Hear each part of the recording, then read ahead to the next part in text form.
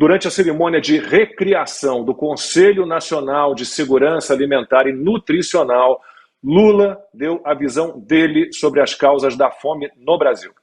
Se nós produzimos alimento demais no planeta Terra, e se nesse país a gente produz alimento demais, e tem gente com fome, significa que alguém está comendo mais do que deveria comer para que o outro pudesse comer um pouco.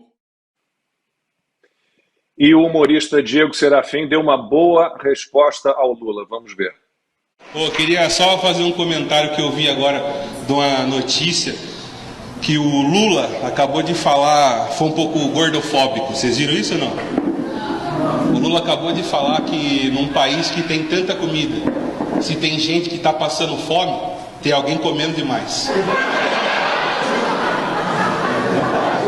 E isso acertou como uma flecha no meu coração. Então eu queria deixar um recado pro Lula que é: num país tão rico, se tem gente sem dinheiro, tem gente que tá pegando o dinheiro dos outros aí, cara.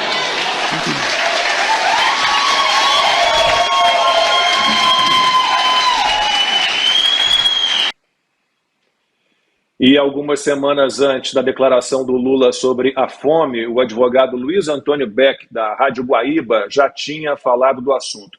Ele fez um questionamento, citando o ministro da Justiça, Flávio Dino. Não é uma incoerência um comunista ser obeso? O subprocurador-geral da República, Nicolau Dino, irmão do ministro da Justiça, Flávio Dino, deve ser o novo PGR do governo do presidente Lula, que também não vai dar a mínima para a tal da lista tríplice, né? Que tanto foi criticada. É a família dinossauro. Querida, cheguei. É um escárnio. Eu ainda tenho um pouco de esperança que não vai se concretizar, porque... E o Dino, esse é uma hipocrisia total, né? Porque ele é nada contra os obesos, mas ele é uma pessoa obesa, né? E um comunista obeso é uma coisa... Totalmente despreparado. Poderia comer 3 ou 4 famílias com aquilo que ele come diariamente. Mas 30 milhões de pessoas com fome, acho que não subiram os 30 milhões, agora deve... Não, agora é para seguir, 33 milhões. 33 milhões. Específico. Hoje, dia 17 de janeiro de 2023, tem 33 milhões de pessoas passando fome. Esse governo não fez nada. Lula. Ana, vou começar por você por conta da sua coluna na Revista Oeste. Então, o Luiz Antônio Beck, o ministro, interpelou, ficou chateado, chamou de gordofóbico, mas o raciocínio dele e a sua coluna, que é a primeira de duas, né? Semana que vem, acho que você escreve também sobre o comunismo. Você fala exatamente disso. Quer dizer, o comunismo é isso. Cada um tem ali... É o caso do Lula. Falar, para que ter mais de uma televisão? É uma televisão, um pratinho de comida. Né? Então, há uma incoerência. O raciocínio do Luiz Antônio Beck, está certo que foi de uma forma brincalhona, né? Mas não está totalmente errado. Se você é a favor de compartilhar e que todo mundo tem um mínimo para sobreviver, se você está obeso, você está comendo demais... O raciocínio é mais ou menos esse do Lula, a brincadeira do Beck. Essa turma, o Consta pode até falar, né? Também em relação à economia, eles acham que a economia é um jogo de soma zero, né? Se alguém está fazendo mais dinheiro porque está trabalhando mais, porque está investindo, enfim, em várias esferas ali da sua carreira, alguém está deixando de ganhar dinheiro. É assim que eles acham que a riqueza ela é finita, né? Se alguém está fazendo mais é porque está tirando de alguém está perdendo a oportunidade de fazer um pouquinho daquele tantão que outra pessoa está fazendo. Agora, eu estou fazendo, como você mencionou, Lacombe, uma série de 3 artigos na Oeste, porque a apologia ao comunismo no carnaval no Brasil me incomodou demais, porque por mais que a esquerda americana hoje seja considerada uma extrema esquerda, o Partido Democrata ainda tem muito liberal clássico aqui nos Estados Unidos, que sempre vota com os democratas, que eles arregalam o olho quando existe qualquer tipo de apologia ao comunismo, né? O Bill Maher, por exemplo, um comediante, esses dias ele enfrentou o comunista Yankee dos Estados Unidos, que é o Bernie Sanders, e fez perguntas pertinentes. Espera aí, mas o comunismo puxa todo mundo para baixo. Então, nessa minha série, Lacombe, você vê que existe uma tentativa no Brasil de implementar aquelas sementes que o comunismo plantou durante agora mais de um século, né? Que é o desrespeito à propriedade privada. As pessoas têm que ter, como você disse, uma televisão em casa, é tudo muito contado e é o Estado que vai decidir. Não é todo mundo com 5 televisões, vocês vão trabalhar. Eu vou decidir que você tem uma, você também. E se você tem 3, eu vou tirar 2 de você para colocar aqui para quem não tem. Então, lembra quando a Juliana Paes, antes da eleição, ela disse que não votaria nem na extrema-direita, ela não disse o nome do presidente Bolsonaro, não disse o nome de ninguém, mas que ela estava com muito medo dos delírios comunistas no Brasil, e ela foi cancelada, né? O pessoal dizendo que não existe delírios comunistas, que não existe nenhuma aura, neblina ou fumacinha comunista, e hoje nós estamos vendo desrespeito à propriedade privada, essa economia aí de soma zero, desarmamento, né? O Lula aí revogou os decretos do presidente Bolsonaro. Você mesmo mostrou com os dados, Lacombe, como as invasões diminuíram na presidência, no governo do presidente Bolsonaro, até também pela combinação de que o porte e a posse de arma ali para sua propriedade privada, ela foi estabelecida de uma maneira para você proteger a sua família e a sua propriedade privada. Propriedade privada no comunismo não existe. E tem um outro ponto também que pode passar despercebido essa semana, que os comunistas faziam. Eles traziam as agências de inteligência e as agências policiais governamentais para muito, muito perto deles. E o que o Lula quer fazer, essa semana foi notícia, onde ele quer colocar a ABIN, ele quer colocar dentro da Casa Civil e não no GSI, por exemplo, né? Então você vê que existe ali uma conversa, assim, delírios comunistas, como disse a Juliana Paes, nesse terceiro tempo aí do PT, que veio, né, o primeiro tempo do PT com Lula, ele até aproveitou ali o rabo de foguete do Fernando Henrique, muita gente até surpreendeu, veio a Dilma e agora vem o terceiro tempo do PT com os requintes de crueldade e os pontinhos que nós sabemos que, se você olhar a história, o comunismo mostra muito bem que está presente no DNA petista. E aí, Costa, o que dizer da fala do Lula, de que se tem gente passando fome é porque tem gente comendo demais? Bom, Lacombe, primeira coisa é chamar atenção para o eterno duplo padrão da imprensa. Se fosse Bolsonaro, ia ter 8 minutos de Fantástico sobre a gordofobia do presidente. Então, esse duplo padrão é evidente. Agora, a Ana Paula aponta para a coisa mais importante aqui. É essa história de jogo de soma zero. Essa é a premissa básica do PT para tudo. Se João é rico e Pedro é pobre porque João é rico. Né? Existe um mundo de exploração com recursos limitados. E isso é a visão do PT para tudo. Então é assim para calorias, é assim para recursos. Daí a resposta, inclusive, muito sagaz e inteligente do humorista, né? Que disse, se um país tão rico assim tem muita gente sem dinheiro, é porque alguém está pegando o dinheiro dos outros e talvez seja gente aí que vive que nem nababo, só discursando em prol do comunismo e da igualdade forçada, sem nunca ter produzido nada na vida. Outra coisa que chama atenção é que isso faz parte de uma visão muito antiga de dividir para conquistar. Sempre jogar uns contra os outros, sempre. Fazer um se sentir culpado porque tem mais ou porque está acima do peso e o outro se sentir credor, vítima e com direitos de reparação por estar numa situação pior ou estar mais magrinho e faminto. Né? Como se existisse, de fato, 33 milhões ou, quiçá, 100 milhões de pessoas famintas no Brasil, como colocou a própria ministra do governo Lula, Marina Silva. O Brasil seria uma imensa Etiópia piorada.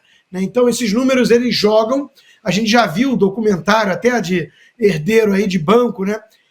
Com o Jatinho e o Lula falando muito à vontade, que inventava número e jogava o número mesmo para impressionar. Quer dizer, assumindo a sua mitomania com muito orgulho, porque ele usava isso para enganar trouxa.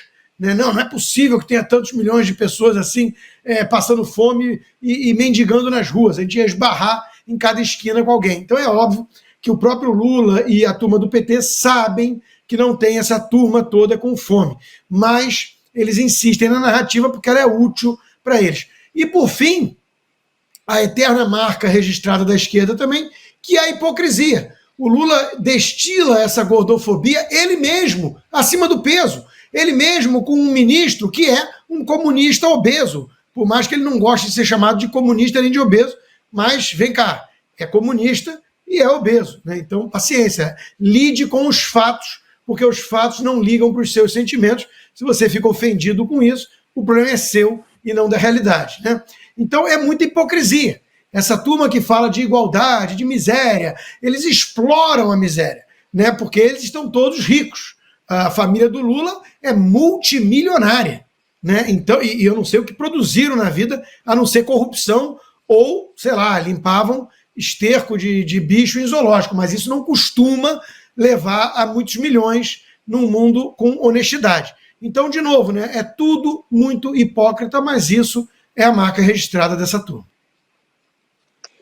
O Lula deu uma de gordofóbico, que no 4x4, claro, não somos, nenhum de nós de maneira alguma, mas há algo que me incomoda. Eu já pensei várias vezes em escrever sobre isso e fiquei receoso, porque todo mundo interpreta de um jeito, está todo mundo com pedra na mão, mas eu me lembro, talvez Ana lembre também, que é ligada mais à moda, à estética, formada em arquitetura. Na década de 1980, houve uma campanha intensa contra as modelos muito magras, porque a anorexia, era a bulimia e aquela imagem que a publicidade passava das mulheres como muito magras como padrão de beleza, aquilo mas era errado. Mas a preocupação com a saúde delas, Sim, mas o que me preocupa hoje, se você for olhar as campanhas publicitárias, não sou gordofóbico absolutamente, cada um pode fazer o que quiser, só que o que a gente não pode esquecer é que obesidade é fator de risco para várias doenças. Name it, você diga uma e vai estar lá a obesidade como fator de risco. AVC, tudo, infarto, câncer, gordura no fígado, diabetes e por aí vai. Covid. Mas a gente tem... Covid. O que consta? Tudo, Covid também. Não, gordura não é bom. Não é uma questão estética. Você pode ser como você quiser. Cada um pode se sentir atraído pelo tipo de beleza que bem entender. Isso é uma questão de cada um. Agora, Fabi, eu fico vendo... Outro dia eu estava reparando campanhas de banco, que mais? Empresas de telefonia, provedor de internet, aparelhos de depilação, todos com modelos gordos. Não tem problema nenhum. Agora, está virando como era na década de 1980, mas ao contrário.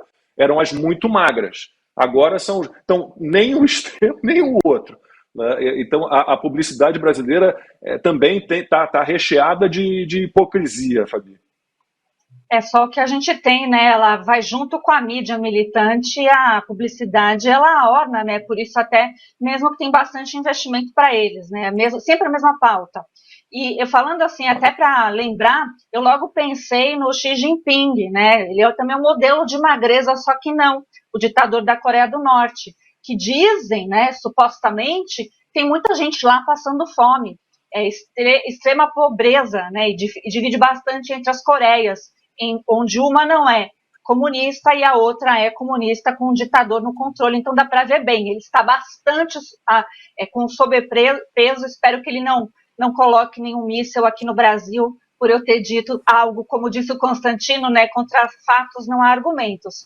E também uma fala do Constantino, que falou de Pedro e de João de Pedro, até anotei, eu diria que Luiz é rico. Luiz também está com sobrepeso ali, dá para a gente perceber.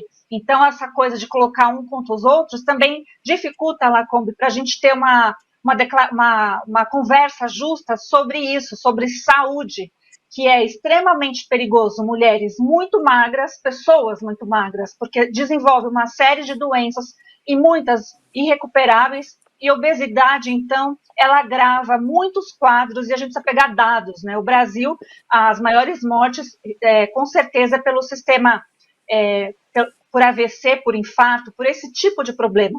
E quando você tem sobrepeso, já é problemático, com obesidade, então, muito mais. Então, é bonito colocar isso no merchandise, como já teve antigamente de cigarro, que o cowboy era todo bonitão e saradão, mas, infelizmente, ele deve ter tido problema. Eu digo aqui, não a pessoa em si ali, né, mas eu estou dizendo o cowboy como figura. Ele deve ter tido problema com o pulmão. E assim também a gente vai ver no futuro, infelizmente, com essa crença aí de que não tem nada demais, que podemos enaltecer as pessoas obesas, sendo que a obesidade traz muitos problemas, e quem fala aí são os médicos, né? A gente só está repassando o que a gente ouve sempre. Lacombe, Vamos, deixa eu só contar uma história rápida. Eu até coloquei num artigo, deve ter umas 2 semanas esse artigo na Oeste. O título é O Vício do Prazer. E eu falo de um livro também, até comentei com o Consta no WhatsApp, que o artigo dele daquela semana também foi bem de encontro a isso. Hoje a gente não pode falar nada para essa nação dopamina, e o nome do livro é exatamente esse, Nação Dopamina, e foi lançado recentemente no Brasil. É da doutora Lemke, que é daqui de Stanford, e ela que estuda há muitos anos e trabalha com viciados de drogas. Então, muita gente vai para as drogas por causa de depressão, enfim, PTSD, veteranos de guerra, etc. Mas ela está falando agora também, nesse livro, que o prazer está se tornando uma droga e que os aplicativos de relacionamento, as redes sociais, é tudo muito efêmero, a velocidade com que a pessoa precisa estar o tempo todo com essa dopamina acionada. E isso coloca também no debate público essa coisa da gente não poder falar que uma pessoa está gorda, uma pessoa...